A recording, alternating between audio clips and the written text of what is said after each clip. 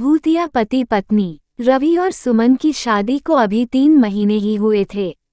दोनों बहुत खुश थे और अपनी नई जिंदगी को प्यार से जीना चाहते थे। रवि ने सुमन के लिए शहर से दूर एक पुराना लेकिन बड़ा और खूबसूरत बंगला खरीदा था। ये घर बहुत ही शानदार था, लेकिन इलाके में अजीब सी वीरानी थी। गांव वालों का कहना था कि यह घर श्रापित है, लेकिन रवि और सुमन ने इन बातों को मजाक समझकर अनसुना कर दिया। शुरुआती कुछ दिन तो ठीक ठाक गुजरे, लेकिन धीरे धीरे अजीब घटनाएं होने लगीं। रात के समय घर के दरवाजे अपने आप खुल जाते और बंद हो जाते। कभी कभी खिड़की पर किसी के खड़े होने का एहसास होता। बिजली अक्सर झपकने लगती और पूरे घर में अजीब सा कंपन महसूस होता। एक रात जब सुमन किचन में पानी पीने गई, तो उसने आईने में देखा कि उसकी परछाई हिल रही थी, लेकिन वो खुद नहीं हिली थी। उस रात जब सुमन सो रही थी, अचानक उसे पैरों के पास हल्की हलचल महसूस हुई। उसने धीरे से आंखें खोली और देखा कि बिस्तर के पास एक सफ़ेद साड़ी पहने औरत की हल्की झलक दिखाई दी। तभी छन छन की आवाज़ गूंज उठी। सुमन ने जल्दी से रवि को हिलाया, लेकिन वह जरा भी नहीं हिला। जब उसने नजरें घुमाईं, तो देखा कि खिड़की के बाहर एक औरत खड़ी थी। लंबे काले बाल, सफ़ेद साड़ी और आंखों की जगह सिर्फ काले गड्ढे। अगली सुबह सुमन ने गांव के सबसे बुजुर्ग आदमी रमेश अंकल से बात की। रमेश अंकल ने उसका चेहरा देखते ही कहा, बेटा, तुम वहां मत रहो। उस घर में अजय और मीरा की आत्माएं हैं। अजय ने अपनी पत्नी मीरा को जलाकर मार दिया था और मरने से पहले मीरा ने श्राप दिया कि इस घर में कोई भी शादीशुदा जोड़ा चैन से नहीं रह पाएगा।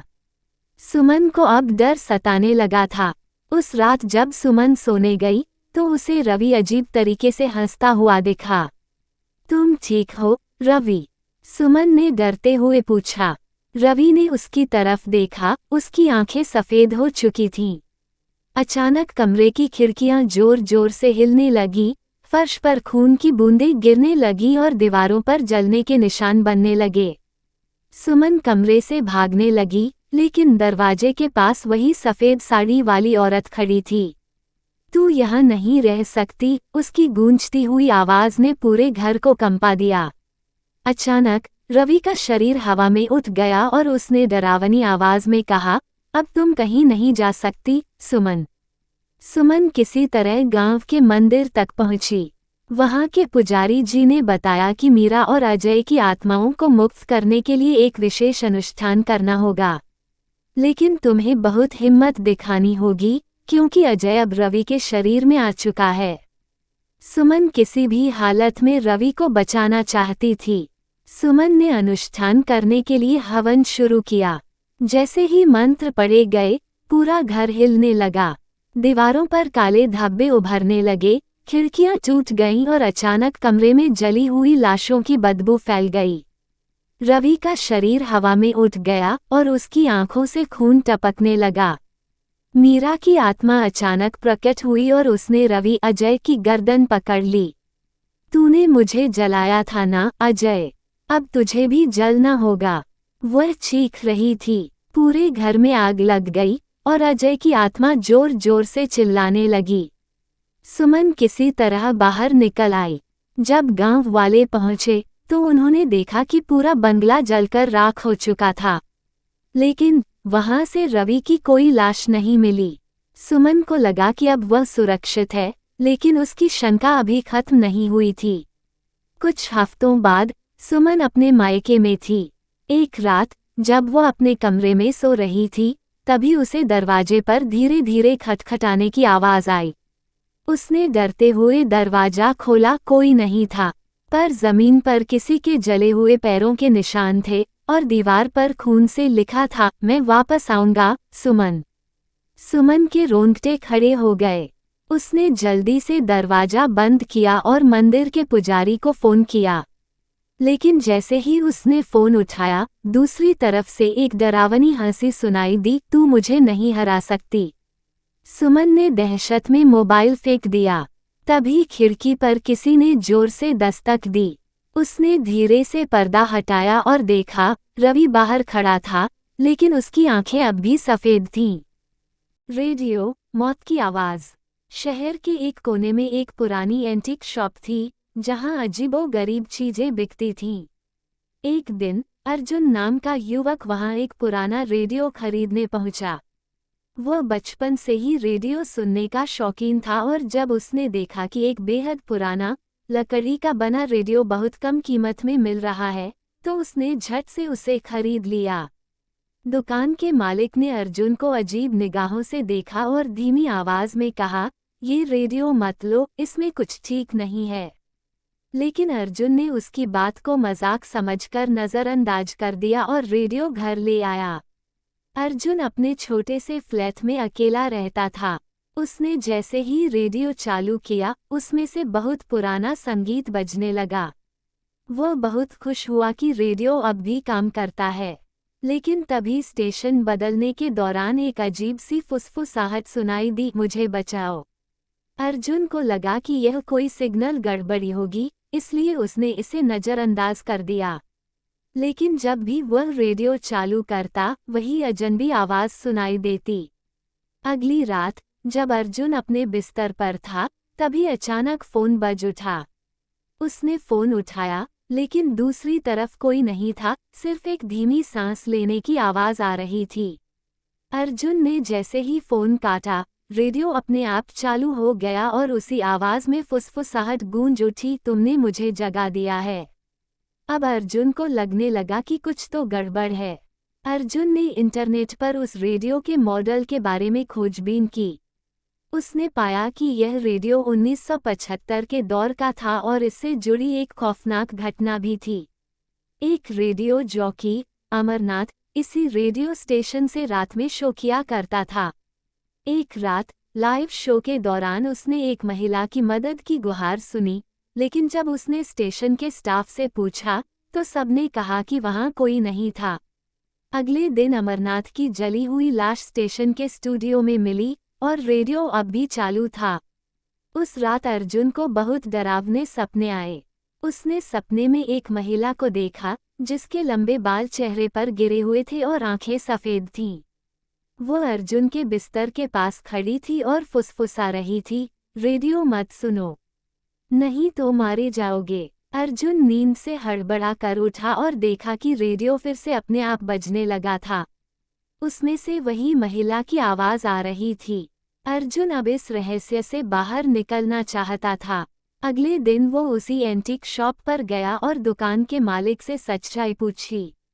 दुकानदार ने बताया कि यह रेडियो जिस किसी के पास गया, वह कुछ ही दिनों में मर गया और हर बार उनकी मौत के वक्त रेडियो बज रहा होता था। अर्जुन के रोंगटे खड़े हो गए। वो डर गया और रेडियो को फेंकने का फैसला किया। अर्जुन ने रेडियो को कूड़े के ढेर में फेंक दिया और चैन की सांस ली। लेकिन जब वह रात में घर लौटा, तो उसे अपने ड्राइंग रूम में वही रेडियो रखा दिखा। ये देखकर उसका खून जम गया। उसने रेडियो को उठाकर बाहर फेंका, लेकिन दरवाजा बंद करने से पहले ही उसे पीछे से फुसफुसाहट सुनाई दी, "मुझे दूर मत फेंको, अर्जुन।" डर के मारे अर्जुन ने अपने दोस्त रोहित को बुलाया और उसे पूरी घटना बताई। रोहित ने इसे बकवास समझा और मजाक में रेडियो चालू कर दिया। जैसे ही उसने ट्यून किया, रेडियो से एक भयानक चीख निकली और बिजली झपकने लगी। अचानक रोहित की आंखें पलट गईं, उसका शरीर कांपने लगा और वह जमीन पर गिर पड़ा, मरा हुआ। अर्जुन के पैरों तले जमीन खिसक गई। अर्जुन समझ गया कि इस रेडियो में कोई आत्मा बसी हुई है, जो उसे अपने चंगुल में लेना चाहती है। उसने एक तांत्रिक से संपर्क किया, जिसने बताया कि रेडियो में वही महिला की आत्मा कैद है, जो 1975 में अमरनाथ के शो में मदद की गुहार लगा रही थी। उसकी हत्या हो गई थी और उसकी आत्मा बदला लेना चाहती थी। तांत्रिक ने अर्जुन से कहा कि आत्मा को मुक्त करने के लिए रेडियो को शमशान में जलाना होगा। अर्जुन और तांत्रिक आधी रात को शमशान पहुंचे। जैसे ही उन्होंने रेडियो में आग लगाई, जमीन हिलने लगी, भयानक चीखें गूंजने लगीं और हवा में अजीब सा कंपन हुआ। आत्मा जलते हुए रेडियो से निकली और अर्जुन के सामने प्रकट हुई। उसने कहा, अब मैं मुक्त हूँ, लेकिन तुम भी। इससे पहले कि अर्जुन कुछ समझ पाता, उसकी आंखें बंद हो गईं। अगले दिन लोगों को अर्जुन की जली हुई लाश उसी शमशान में मिली, ठीक वैसे ही जैसे अमरनाथ की मिली थी। रेडियो पूरी तरह राख में बदल चुका था, लेकिन वहां कोई नहीं था जो बता सके कि उस रात क्या हुआ। कुछ लोगों का कहना था कि अर्जुन की आत्मा अब भी रेडियो में कैद हो गई है। कुछ महीने बाद एक दूसरा आदमी उसी एंटीक शॉप पर आया और एक पुराने रेडियो को देखकर बोला, बहुत ही बढ़िया चीज है, कितने का है? दुकानदार ने एक ठंडी सांस ली और धीरे से बोला, अगर जिंदगी प्यारी है तो इसे मत ले जाना। लेकिन उस आदमी ने अर्जुन की तरह उसकी बात को अनसुना कर दिया और रेडियो खरीद लिया। फिर वही आवाज गूंजी, तुमने मुझे फिर से जगा दिया। हमसफर। रात का सन्नाटा भयानक हो चला था। घने जंगलों के बीच से गुजरती सड़क पर रोहन अपनी कार दौड़ा रहा था। उसकी आंखों में नींद थी, लेकिन घर पहुंचने की जल्दी भी। ठंडी हवा खिड़की से अंदर आ रही थी और दूर कहीं उल्लू की आवाज गूंज रही थी। अचानक कार के सामने एक परछाई आई। उसने घबराकर ब्रेक मारा, लेकिन जब बाहर झांका तो वहां कुछ नहीं था। उसका दिल जोर से धड़कने लगा। क्या सच में कोई था या सिर्फ मेरा वहम? उसने खुद से सवाल किया और गाड़ी फिर से आगे बढ़ा दी। कुछ दूर चलने के बाद सड़क के किनारे सफेद साड़ी में एक औरत खड़ी दिखी। उसके लंबे बाल हवा में उड़ रहे थे और उसका सिर झुका हुआ था। रोहन ने गाड़ी पास रोकी और खिड़की से पूछा, इतनी रात में यहाँ अकेली क्या कर रही हैं? औरत ने धीरे से सिर उठाया। उसकी आंखें गहरी और उदास थीं। उसने बस इतना कहा, मुझे थोड़ी दूर तक छोड़ देंगे? मेरा हमसफर मेरा इंतजार कर रहा है। उसकी आवाज में अजीब सी ठंडक थी। रोहन को कुछ अजीब लगा, लेकिन उसने उसे बैठने दिया। गाड़ी के अंदर अचानक अजीब सन्नाटा छा गया। औरत खिड़की से बाहर देख रही थी और रोहन बार बार आईने में उसे देखने की कोशिश कर रहा था। तभी उसकी नज़र पीछे की सीट पर गई। औरत की परछाई सीट पर नहीं पड़ रही थी। उसका गला सूख गया, हाथ कांपने लगे। तभी औरत ने उसकी ओर देखा और हल्की मुस्कान दी। क्या हुआ, घबरा रहे हो? उसकी आवाज़ अब पहले से अलग थी, गहरी और गूंजती हुई। अचानक गाड़ी के अंदर ठंडी हवा का तेज झोंका आया और सीट बेल्ट अपने आप कस गई। रोहन हिल भी नहीं पा रहा था। उसकी सांसें तेज हो गईं। गाड़ी की खिड़कियों पर नुकीले नाखूनों के निशान बनने लगे, जैसे कोई बाहर से खरोंच रहा हो। फिर कार का रेडियो अपने आप चालू हो गया और उसमें से धीमी हंसी की आवाज आने लगी। रोहन ने पूरी ताकत लगाकर गाड़ी रोकने की कोशिश की, लेकिन ब्रेक फेल हो चुके थे। गाड़ी खुद ब खुद तेज चलने लगी। औरत अब धीरे धीरे उसके करीब झुक रही थी। उसकी आंखें पूरी तरह सफ़ेद हो चुकी थीं और उसकी गर्दन अजीब तरीके से मुड़ने लगी। तुम मेरे हमसफर बनोगे, रोहन, उसने फुसफुसाकर कहा और उसका चेहरा धीरे धीरे पिघलने लगा, जैसे मोम। रोहन की चीख निकलने वाली थी कि अचानक गाड़ी के चारों ओर भयानक परछाइयां घूमने लगीं। उनके हाथ लंबे और नुकीले थे और उनकी आंखों से खून बह रहा था। अचानक गाड़ी का शीशा चटक गया और बाहर से किसी ने जोर से दरवाज़ा पीटना शुरू कर दिया। रोहन ने किसी तरह हिम्मत जुटाई और गाड़ी का दरवाज़ा खोलकर कूद गया। वो गिरते पड़ते जंगल की तरफ भागा, लेकिन उसके पीछे किसी के पैरों की छन छन की आवाज़ आ रही थी। जब उसने पलट कर देखा तो उसकी रीढ़ में सिहरन दौड़ गई। वही औरत हवा में झूल रही थी और उसकी हड्डियां एक एक कर चटक रही थीं। भाग कर कहाँ जाओगे, रोहन? उसकी आवाज़ अब चारों तरफ गूंज रही थी। रोहन तेज दौड़ने लगा। अचानक वो किसी चीज से टकराया और जमीन पर गिर गया। जब उसने ऊपर देखा तो वहां एक बूढ़ा आदमी खड़ा था। उसने रोहन को उठाया और कहा, भागो, इससे जितना दूर जा सकते हो जाओ। रोहन ने सिर हिलाया और पूरी ताकत से भागने लगा। कुछ दूर जाकर उसे एक ट्रक दिखा। उसने हाथ हिलाकर ट्रक को रोका और हाँफते हुए अंदर बैठ गया। ट्रक ड्राइवर ने उसकी हालत देखी और पूछा, क्या हुआ भाई? रोहन ने सारी कहानी सुना दी। ड्राइवर चुप रहा, फिर धीरे से बोला, तू बहुत किस्मत वाला है जो जिंदा बच गया। हर साल इस रास्ते से कोई ना कोई गायब हो जाता है। कहते हैं कई साल पहले यहाँ एक औरत अपने पति के साथ सफ़र कर रही थी, लेकिन एक हादसे में उसकी मौत हो गई।